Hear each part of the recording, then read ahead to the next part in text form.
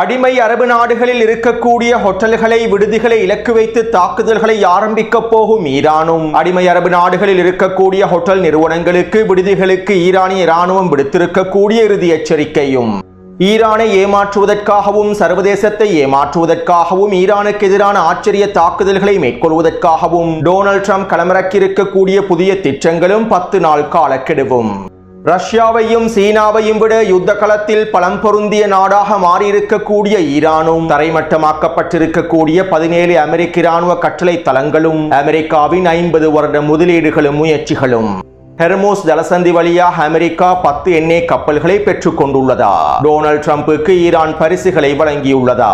Donald ட்ரம்பின் தொடர்ச்சியான போலி பிரச்சாரங்களுக்கு Iran எவ்வாறான பதிலடிகளை வழங்கியுள்ளது? கொத்துகுண்டுகளினால் இஸ்ரேலி ஆக்கிரமிப்பின் மத்திய பிரதேசத்தை சிதைத்து வரும் ஈரானிய இராணுவத்தினரும் ஈரானுக்குள்ளே பொதுமக்களை இலக்கு வைத்து தாக்குதல்களை அதிகப்படுத்தி இருக்கக்கூடிய அமெரிக்காவும் இஸ்ரேலி ஆக்கிரமிப்பும்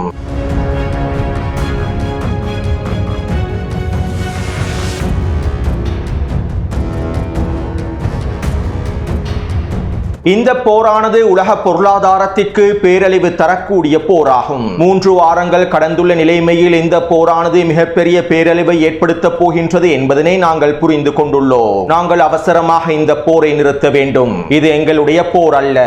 அதே நேரம் நாங்கள் இந்த போரை அவசரமாக நிறுத்துவதற்கான எல்லாவிதமான முயற்சிகளையும் மேற்கொள்ள வேண்டும். இல்லாவிட்டால் எங்களுடைய நாட்டு மக்களும் இந்த போரினுடைய விளைவுகளில் சிக்கிக் கொள்வார்கள் என ஜெர்மனியினுடைய பாதுகாப்பு அமைச்சர் கருத்துக்களை வெளியிட்டிருந்தார். நேட்டோ மிக முக்கியமான நாடுகளான பிரித்தானியாவும் பிரான்சும் ஜெர்மனியும் தற்போது ஈரானுக்கு எதிரான போரிலிருந்து முழுமையாக பின்வாங்கியுள்ளார்கள். மேலும் டொனால்ட் ட்ரம்பினுடைய நிர்வாகத்தை இந்த 3 நாடுகளும் ஏமாற்றி வருகின்றார்கள். ஹெர்மூஸ் ஜலசந்தி பிரதேசத்தினை பாதுகாப்பதற்கும் ஹெர்மூஸ் ஜலசந்தி பிரதேசத்தினை திறப்பதற்கும் நாங்கள் எங்களுடைய போர்க்கப்பல்களை அனுப்புகின்றோம் என கூறி கடந்த 2 வாரங்களாக பிரித்தானியாவும் பிரான்சும் இழுத்தடிப்பு செய்து வருகின்றன. அதே போன்று டொனால்ட் ட்ரம்பினுடைய கோரிக்கைகளை பிரித்தானியா முழுமையாக ஏற்றுக்கொள்ளவும் இல்லை. ஈரானுக்கு எதிராக முழுமையாக களமிறங்குவதற்கு பிரித்தானியா மறுப்பு தெரிவித்துள்ளது.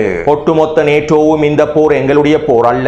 இந்த போரானது மிகப்பெரிய பேரழிவை ஏற்படுத்தக்கூடிய போராகவே ஐரோப்பிய நாடுகளுக்கு அமைந்துள்ளது. இதனால் இந்த போரை நீடிப்பதற்கு நாங்கள் அமெரிக்காவுக்கும் இஸ்ரேலுக்கும் எந்த விதத்திலும் உடந்தையாக இருக்க போவதில்லை என்கின்ற நிலைப்பாட்டையே ஒட்டுமொத்த நேட்டோ நாடுகளும் எடுத்துள்ளன. உண்மையில் இதற்கு காரணம் ஐரோப்பிய நாடுகளுக்கு ஈரான் மீது இருக்கக்கூடிய பயமாகும். ஹெர்மூஸ் ஜலசந்தி பிரதேசத்தை வைத்து ஐரோப்பிய நாடுகளின் பொருளாதாரத்தை ஈரான் சிதைத்து விடும் என்கின்ற பயம் ஐரோப்பிய நாட்டு தலைவர்களுக்கு அதிகரித்து விட்டன. மேலும் தங்களுடைய கௌரவத்தையும் ஆட்சி அதிகாரங்களையும் பாதுகாத்துக் கொள்வதை விட ஈரானுக்கு எதிரான போர் ஒன்றும் எங்களுக்கு மிகப்பெரிய போராக இருக்காது என்பதிலும் ஐரோப்பிய நாட்டு தலைவர்கள் தற்போது உறுதியாக இருக்கின்றார்கள். இதனால் தற்போது டொனால்ட் ட்ரம்பும் அவருடைய நிர்வாகமும் நேட்டோ மீது கடுமையான கோபத்தில் இருப்பதாக தெரிவிக்கப்படுகின்றது. அத்தோடு நேற்று நடைபெற்ற ஊடக சந்திப்பில் டொனால்ட் ட்ரம்ப் இவ்வாறு தெரிவித்தார். நாங்கள் ஈரானுக்கு எதிரான இராணுவ நடவடிக்கைகளை திடீரென ஆரம்பித்தோம். ஈரானுக்கு பலத்தடியை ஏற்படுத்தும் எங்களுடைய இராணுவ நடவடிக்கைகளை திடீரென்று ஆரம்பித்தோம். அதே நேரம் அவர்கள் சவுதி அரேபியா, கத்தார், பஹ்ரைன், ஐக்கிய அரபு அமீரகம், குவைட் ஆகிய நாடுகளுக்கு எதிராகவும் திடீரென தாக்குதல்களை ஆரம்பித்தார்கள். நாங்கள் உட்பட அனைவரும் ஆச்சரியப்பட்டோம். அவர்கள் மத்திய கிழக்கில் இருக்கக்கூடிய அரபு நாடுகள் மீது தாக்குதல்களை ஆரம்பித்தது எங்களுக்கு மிகப்பெரிய ஆச்சரியமாகவே இருந்தது. மேலும் அவர்களிடம் ஒரு பொழுதும் அணுகுண்டு இருக்கக்கூடாது. அணு ஆயுதத்தினை அடைந்து கொள்வதற்கு நாங்கள் ஒரு பொழுதும் அனுமதிக்கப் போவதில்லை. அவர்களுடைய ஏவுகணைகள் 2500 மைல் தூரத்தை தாண்டியும் தாக்குதல்களை மேற்கொண்டுள்ளது. இவ்வாறான ஏவுகணைகள் அவர்களிடம் இல்லை என்றே கூறப்பட்டது. ஆனால் அவர்கள் இந்த ஏவுகணைகளை கொண்டுள்ளார்கள். இந்த ஆபத்தான ஏவுகணைகளை கொண்டுள்ளார்கள். இந்த போரிலே களமிறங்குவதற்கு, இந்த போரிலே இழுக்கப்படுவதற்கு பிரித்தானியா விரும்பவில்லை. இதற்கு பிறகு நாங்களும் அவர்களுடைய போரில் இழுக்கப்படுவதற்கு விரும்பவில்லை. ஈரான் தற்போது தோற்கடிக்கப்பட்டு விட்டது. நாங்கள் ஈரானினுடைய அனைத்து திறன்களையும், ஏவுகணை திறன்களையும், கடற்படை திறன்களையும், வான்படை திறன்களையும் அளித்து விட்டோம். அதனால் தான் அவர்கள் தற்போது எங்களோடு பேசிக் கொண்டிருக்கின்றார்கள். இதற்கு பிறகு ஈரானினால் மீண்டு வரவே முடியாது.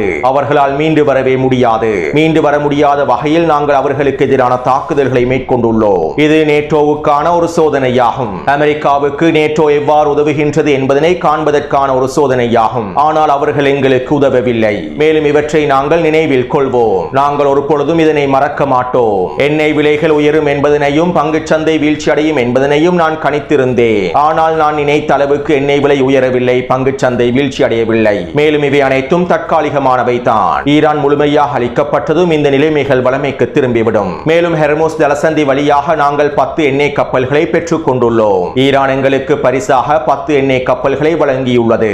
அவர்கள் தோற்றுவிட்டார்கள், நாங்கள் அவர்களை தோற்கடித்து விட்டோம் என டொனால்ட் ட்ரம்ப் அவருடைய மாயைகளை வெளிப்படுத்தி இருந்தார். டொனால்ட் ட்ரம்பினுடைய இந்த கருத்துக்களை தொடர்ந்து IRGC ராணுவத்தின் மூத்த ஊடக பேச்சாளர் இவ்வாறு தெரிவித்தார். ஹெர்முஸ் ஜலசந்தி பிரதேசத்திலே அமெரிக்காவினுடைய எந்த ஒரு எண்ணெய் கப்பலும் கடக்கவில்லை. நாங்கள் அமெரிக்காவினுடைய எந்த ஒரு எண்ணெய் கப்பலையும் அனுமதிக்கவில்லை. ஹெர்முஸ் ஜலசந்தி பிரதேசத்தின் ஊடாக கடந்திருக்கக்கூடிய எண்ணெய் கப்பல்கள் ஈரானோடு ஒருங்கிணைக்கப்பட்ட நாடுகளுடைய எண்ணெய் கப்பல்களாகும். அமெரிக்காவின் எண்ணெய் கப்பல்களை ஹெர்முஸ் ஜலசந்தி பிரதேசத்தோடு அனுமதிப்பதற்கு எங்களுக்கு எந்த தேவையும் இல்லை. ஆக்கிரமிப்பாளர்களினால் ஒரு பொழுதும் ஹெர்முஸ் ஜலசந்தி பிரதேசத்தை தாண்டவே முடியாது. அவர்கள் முயற்சி செய்து பார்க்கட்டும். மேலும் சர்வதேச எண்ணெய் சந்தையில் மாற்றத்தை ஏற்படுத்துவதற்கும் கட்டுப்படுத்துவதற்கும் டொனால்ட் ட்ரம்ப் இவ்வாறு தொடர்ச்சியான நாடகங்களை அரங்கேற்றுகின்றார். மேலும் இந்த நாடகங்களின் மூலமாக களத்திலே எந்த விதமான மாற்றத்தையும் ஏற்படுத்திவிட முடியாது. மேலும் களத்திலே எந்த விதமான இலக்குகளையும் அடைந்து கொள்ள முடியாததன் விளைவாகவே டொனால்ட் ட்ரம்ப் இவ்வாறு வாய்மொழி மூலமாக சந்தையை கட்டுப்படுத்துவதற்கும் போரின் வெற்றி இலக்குகளை அடைந்து கொள்வதற்கும் முயற்சி செய்கின்றார். இதுவே அமெரிக்காவினுடைய மிகப்பெரிய தோல்வியை உறுதிப்படுத்துகின்றது என IRGC ராணுவத்தினுடைய மூத்த ஊடக பேச்சாளர் தெரிவித்துள்ளார். அடுத்து இன்றைய தினம் ஐநாவினுடைய பாதுகாப்பு சபையில் ரஷ்யா ஒரு முன்மொழிவு ஒன்றை முன்வைத்துள்ளது. ஈரானுக்கு ஆதரவாகவே இந்த முன்மொழிவு முன்வைக்கப்பட்டுள்ளது. அமெரிக்காவும் இஸ்ரேலிய ஆக்கிரமிப்பும் சர்வதேச சட்டங்களை மீறி ஈரானுக்குள்ளே பொதுமக்கள் வாழக்கூடிய பிரதேசங்களை இலக்கு வைத்தும் பொதுமக்களுடைய குடியிருப்பு கட்டிடங்களை இலக்கு வைத்தும் தாக்குதல்களை மேற்கொண்டு வருகின்றன. ஈரானிய பொதுமக்களின் உள்கட்டமைப்புகளை இலக்கு வைத்து தாக்குதல்களை மேற்கொண்டு வருகின்றன. ஈரானுக்குள்ளே அமெரிக்காவும் இஸ்ரேலிய ஆக்கிரமிப்பு மேற்கொள்ளக்கூடிய சட்டவிரோதமான தாக்குதல்களை தடுத்து நிறுத்துவதற்கு ஐநாவினுடைய பாதுகாப்பு சபையானது அவசரமாக தீர்மானங்களை எடுக்க வேண்டும். இதற்கமைவாகவே ரஷ்யா தற்போது ஐநாவினுடைய பாதுகாப்பு சபையில் குறித்த முன்மொழிவை முன்வைத்திருப்பதாக தெரிவிக்கப்படுகின்றது. அத்தோடு இன்றைய தினம் இந்த போரை நிறுத்துவது தொடர்பாக ரஷ்யாவும் சீனாவும் விசேட பேச்சுவார்த்தைகளை மேற்கொண்டு வருவதாகவும் ஈரானிய வெளியுறவுத்துறை அமைச்சர் அப்பாஸ் அரக்சியோடு கலந்துரையாடல்களை மேற்கொண்டிருப்பதாகவும் தெரிவிக்கப்படுகின்றது. அதே போன்று நேற்றிரவு நடைபெற்ற ஊடக சந்திப்பிலே ரஷ்யாவினுடைய அதிபர் புட்டின் அவர்கள் இவ்வாறு தெரிவித்திருந்தார். மத்திய கிழக்கிலே நடைபெறக்கூடிய மோதல்களின் விளைவுகளை துல்லியமாக கணிப்பதற்கு கடினமாகவே இருக்கின்றது. இந்த மோதலானது எதனை நோக்கி நகர்கின்றது, இந்த மோதலினால் ஏற்படக்கூடிய விளைவுகள் எவ்வாறு இருக்கும் என்பதனையும் இந்த மோதலின் அடுத்த கட்டம் எவ்வாறு இருக்கும் என்பதனை கூட எங்களால் கணிப்பதற்கு கடினமாகவே இருக்கின்றது. மேலும் இந்த மோதலை ஆரம்பித்தவர்களுக்கும் இதே போன்ற நிலைமை தான் காணப்படும். இந்த போரானது எந்த திசையை நோக்கி செல்கின்றது, எதனை நோக்கி நகர்கின்றது என்பதனை போரை ஆரம்பித்தவர்களினால் கூட கணிக்க முடியாத நிலைமையில் தான் இருக்கின்றது என்று நான் நினைக்கின்றேன் என ரஷ்ய அதிபர் புட்டின் அவர்கள் தெரிவித்துள்ளார். உண்மையில் ஈரானினுடைய தாக்குதல்களில் ரஷ்யாவே மிரண்டு போயுள்ளது. இதுவரைக்கும் ரஷ்யா அமெரிக்காவுக்கு எதிராக நேரடியாக எந்த விதமான தாக்குதல்களையும் மேற்கொள்ளவில்லை. ரஷ்ய அதிபர் புட்டினின் தலைமையில் அமெரிக்காவுக்கு எதிராக எந்த விதமான நேரடியான தாக்குதல்களும் மேற்கொள்ளப்படவில்லை. 4 வருடங்களுக்கு மேலாக நடைபெற்று வரக்கூடிய ரஷ்ய உக்ரைன் யுத்தத்திலும் கூட அமெரிக்காவுடைய தளங்களை இலக்கு வைத்து ரஷ்யா தாக்குதல்களை மேற்கொள்வதற்கு முயற்சி செய்யவில்லை. அமெரிக்காவுடனான நேரடியான போராக மாறிவிடும் என்கின்ற அச்சத்தின் விளைவாகவும் அமெரிக்காவுடனான நேரடியான மோதலுக்கு ரஷ்யா முழுமையாக தயாராகவில்லை என்பதன் காரணத்தினாலும் ரஷ்ய அதிபர் புட்டினுடைய தலைமையில் அமெரிக்க தளங்களுக்கு எதிரான எந்த விதமான தாக்குதல்களும் மேற்கொள்ளப்படவில்லை. அதாவது அமெரிக்காவுடனான நேரடியான போரில் ஈடுபடுவதனை ரஷ்யா ஒரு மிகப்பெரிய போராகவே கருதி இருந்தது. அமெரிக்காவினுடைய ஒட்டுமொத்த விமானப்படை பலத்தையும் கடற்படை பலத்தையும் ரஷ்யா ஒரு மிகப்பெரிய படைபலமாகவே எண்ணி இருந்தது. இதனால் தான் 4 வருட ரஷ்ய உக்ரைன் யுத்தத்திலும் கூட ரஷ்யா அமெரிக்காவுக்கு எதிராக நேரடியான தாக்குதல்களை எதுவும் மேற்கொண்டிருக்கவில்லை. மேலும் அமெரிக்க தளம் ஒன்றை இலக்கு வைத்து கூட தாக்குதல்கள் மேற்கொள்ளப்படவில்லை. அதே போன்று சீனாவும் அமெரிக்காவுக்கு எதிரான பொருளாதார ரீதியில் சீனா பல காய் நகர்த்தல்களை மேற்கொண்டாலும் இன்னும் அமெரிக்காவுக்கு எதிரான நேரடியான போரில் களமிறங்குவதற்கு சீனா தயாராகவும் இல்லை. அமெரிக்காவை போன்று மிகப்பெரிய கடற்படை பலத்தையும் இராணுவ பலத்தையும் சீனா கொண்டிருந்தாலும் அமெரிக்காவுடனான நேரடியான மோதலுக்கு செல்வதற்கு சீனா பின்வாங்குகின்றது. பொருளாதார ரீதியாகவே அமெரிக்காவை சிதைக்க வேண்டும் என்கின்ற நோக்கத்தோடு சீனா செயற்படுகின்றது. இப்படியான நிலைமையில் தான் யாரும் எதிர்பார்க்காத விதத்தில் செய்வதற்கு பயப்படக்கூடிய இராணுவ நடவடிக்கைகளை ஈரான் மேற்கொண்டு வருகின்றது. வருகின்றது. மத்திய கிழக்கு பிராந்தியத்தில் இருக்கக்கூடிய அமெரிக்காவினுடைய ஒட்டுமொத்த நலன்களை இலக்கு வைத்தும் ஈரான் தாக்குதல்களை மேற்கொள்கின்றது. அமெரிக்காவின் இராணுவ கட்டளை தளங்களை இலக்கு வைத்து தாக்குதல்களை மேற்கொள்வதற்கு ஒட்டுமொத்த உலக நாடுகளும் பயப்படும் சந்தர்ப்பத்தில் ஈரான் அமெரிக்காவின் இராணுவ கட்டளை தளங்களுக்கு எதிராக தாக்குதல்களை மேற்கொள்கின்றது. அமெரிக்காவின் பல பில்லியன் டாலர் பெறுமதி அளவிலான ராடர் கருவிகளையும் மிக முக்கியமான அமைப்புகளையும் ஈரான் தரைமட்டமாக்குகின்றது. ஈரான் இருக்கக்கூடிய இடத்தில் ரஷ்யாவோ அல்லது சீனாவோ இருந்திருந்தாலும் கூட இவ்வாறான தாக்குதல்களை மேற்கொண்டிருக்க மாட்டார்கள். அமெரிக்காவினுடைய ஆயுத பலம் தொடர்பான மாயைகளையும் கட்டுக்கதைகளையும் ஈரான் தற்போது தகர்த்தெறிந்துள்ளது. சர்வதேச ரீதியில் அமெரிக்கா பலவீனமானது என்பதனையும் ஜியோனிஸ்ட் ஆக்கிரமிப்பு பலவீனமானது என்பதனையும் ஈரான் உறுதி செய்துள்ளது. அத்தோடு ஈரானி IRGC இராணுவத்தின் மூத்த செய்தி தொடர்பாளர் சர்தார் சக்கராச்சி அவர்கள் இவ்வாறு தெரிவித்துள்ளார். இந்த பிராந்தியத்தில் இருக்கக்கூடிய 17 அமெரிக்க தளங்களை நாங்கள் தரைமட்டமாக்கியுள்ளோம். இந்த அமெரிக்க தளங்களில் இருக்கக்கூடிய மிக முக்கியமான அமெரிக்காவின் சொத்துக்களை அளித்துள்ளோம். மேற்காசியாவை முழுமையாக கண்காணிப்பதற்கும் மேற்காசியாவை முழுமையாக கட்டுப்படுத்துவதற்கும் இஸ்ரேலிய ஆக்கிரமிப்பை முழுமையாக பாதுகாப்பதற்குமே இந்த மத்திய கிழக்கு பிராந்தியத்தில் அமெரிக்கா இராணுவ கட்டளை தளங்களையும் அதனுடைய நலன்களையும் அமைத்தது. இந்த இராணுவ தளங்கள் மூலமாக இஸ்ரேலிய ஆக்கிரமிப்பை பாதுகாப்பதற்கு தேவையான எல்லா விடயத்தையும் மேற்கொண்டது. மேலும் மத்திய கிழக்கு பிராந்தியத்தை முழுமையாக கண்காணித்து தன்னுடைய கட்டுப்பாட்டில் வைத்திருப்பதற்கு அமெரிக்கா இந்த இராணுவ கட்டளை தளங்களை பயன்படுத்தியது. அது மட்டுமல்லாமல் இவற்றை மேற்கொள்வதற்காக அமெரிக்கா கிட்டத்தட்ட 50 வருடங்களாக முதலீடு செய்துள்ளது. 50 வருடங்களாக முதலீடு செய்து பல பில்லியன் ட்ரில்லியன் டாலர்களை செலவழித்து அமெரிக்கா மத்திய கிழக்கு பிராந்தியத்தில் இந்த அமெரிக்க கட்டளை தளங்களை உருவாக்கியுள்ளது.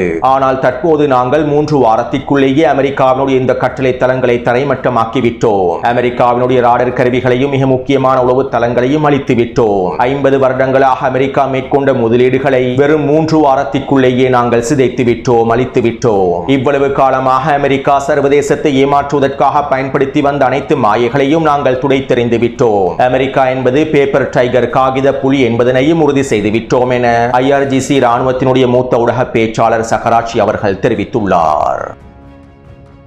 அடுத்து அமெரிக்காவும் இஸ்ரேலிய ஆக்கிரமிப்பும் தற்போது ஈரானுக்குள்ளே குடியிருப்பு பிரதேசங்களை இலக்கு வைத்து தாக்குதல்களை அதிகப்படுத்தியுள்ளார்கள். கடந்த 3 வாரங்களாக ஈரானுக்குள்ளே இருக்கக்கூடிய நகரசபை கட்டமைப்புகளையும் அரச உள்கட்டமைப்புகளையும் இலக்கு வைத்து தாக்குதல்களை மேற்கொண்டார்கள். இராணுவ களஞ்சிய சாலைகளையும் ஏவுகணை தளங்களையும் ட்ரோன் களஞ்சிய சாலைகளையும் இலக்கு வைத்து தாக்குதல்களை மேற்கொண்டார்கள். ஆனால் இந்த தாக்குதலின் மூலமாக அவர்களுடைய இலக்குகளை அடைந்து கொள்ள முடியவில்லை. ஏவுகணை களஞ்சிய சாலைகளையும் ட்ரோன் களஞ்சிய சாலைகளையும் அளிக்க முடியவில்லை. அரச கட்டிடங்கள் தரைமட்டமாக்கப்பட்டாலும் ஈரானிய அரசாங்கத்தினுடைய வேலை திட்டங்களை முடக்க முடியவில்லை. இதனால் தற்போது அடுத்த கட்டமாக ஈரானிய அரசாங்கத்திற்கு உச்சழுத்தத்தை வழங்கும் நோக்கத்தோடு பொதுமக்களுடைய குடியிருப்பு கட்டிடங்கள் இலக்கு வைத்து அமெரிக்காவும் இஸ்ரேலிய ஆக்கிரமிப்பும் தாக்குதல்களை ஆரம்பித்துள்ளன. இதற்கமைவாக கடந்த 3 நாட்களாக குடியிருப்பு பிரதேசங்களில் தாக்குதல்கள் அதிகரிக்கப்பட்டுள்ளன.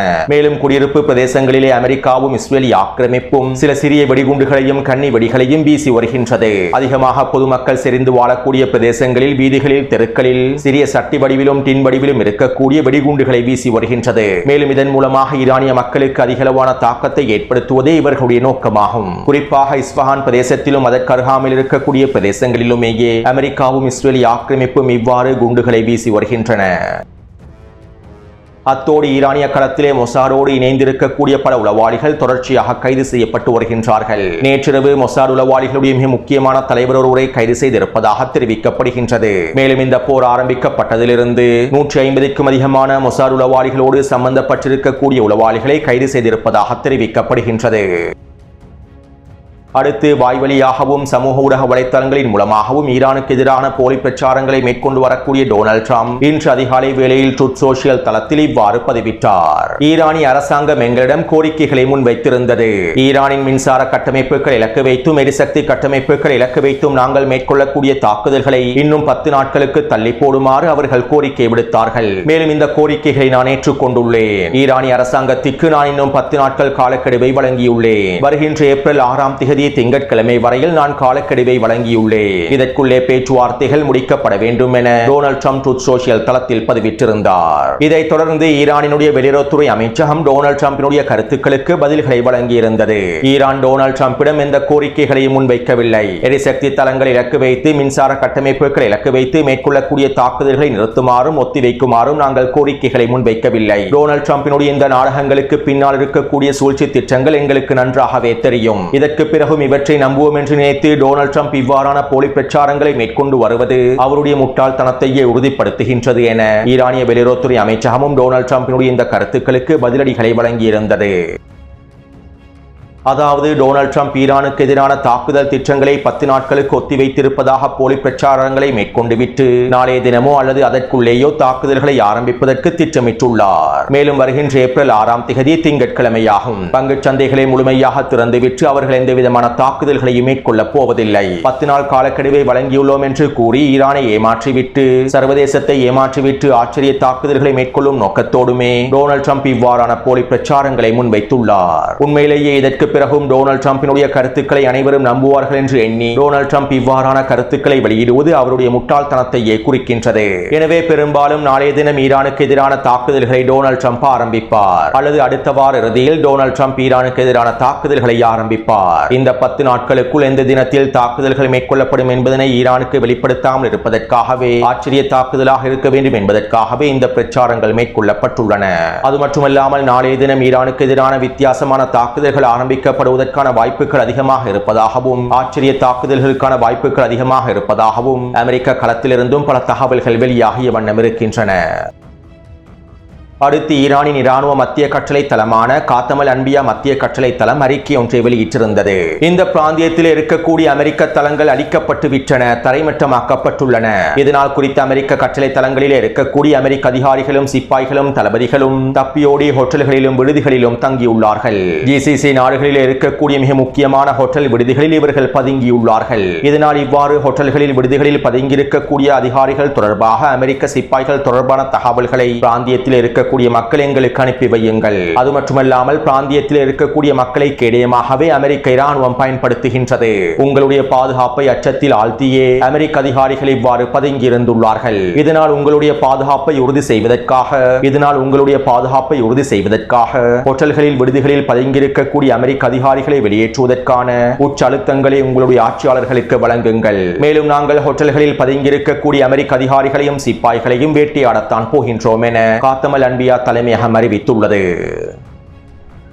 இதைத் தொடர்ந்து ஈரானின் வெளியுறவுத்துறை அமைச்சர் அப்பாஸ் அரக்சி அவர்கள் எக்ஸ் தளத்தில் இவ்வாறு பதிவிட்டார். அமெரிக்க அதிகாரிகள், சிப்பாய்கள், தளபதிகள் தற்போது ஜிசிசி நாடுகளில் இருக்கக்கூடிய ஹோட்டல்களிலும் விடுதிகளிலும் பதுங்கியுள்ளார்கள். அமெரிக்காவில் இருக்கக்கூடிய ஹோட்டல் நிறுவனங்கள் அவர்களுடைய வாடிக்கையாளர்களுக்கு ஆபத்தை ஏற்படுத்தக்கூடிய எந்த ஒரு அதிகாரிகளையும் எந்த ஒரு நடவடிக்கைகளையும் மேற்கொள்ள மாட்டார்கள். இதே போன்று ஜிசிசி நாடுகளில் இருக்கக்கூடிய ஹோட்டல் நிறுவனங்கள் அவசரமாக அமெரிக்க அதிகாரிகளையும் தளபதிகளையும் முழுமையாக வெளியேற்றிவிட வேண்டும். மேலும் இந்த ஹோட்டல்களில் இருக்கக்கூடிய அமெரிக்க அதிகாரிகள் ஒரு பொழுதும் பாதுகாப்பாக இருக்க மாட்டார்கள் என ஈரானினுடைய வெளியுறவுத்துறை அமைச்சர் அப்பாஸ் அரக்சி அவர்கள் எக்ஸ் தளத்தில் குறிப்பிட்டார். அதாவது அடிமை அரபு நாடுகளில் இருக்கக்கூடிய ஈரானினுடைய உளவாளிகள் அமெரிக்க அதிகாரிகள், தளபதிகள், சிப்பாய்கள் பதுங்கியிருக்கக்கூடிய பிரதேசங்கள், ஹோட்டல்கள் தொடர்பான அனைத்து விதமான தகவல்களையும் ஈரானுக்கு அனுப்பி வைத்து விட்டார்கள். தற்போது அடுத்த கட்டமாக ஈரான் குறித்த ஹோட்டல்களை இலக்கு வைத்து தாக்குதல்களை மேற்கொள்ளப் போகின்றது.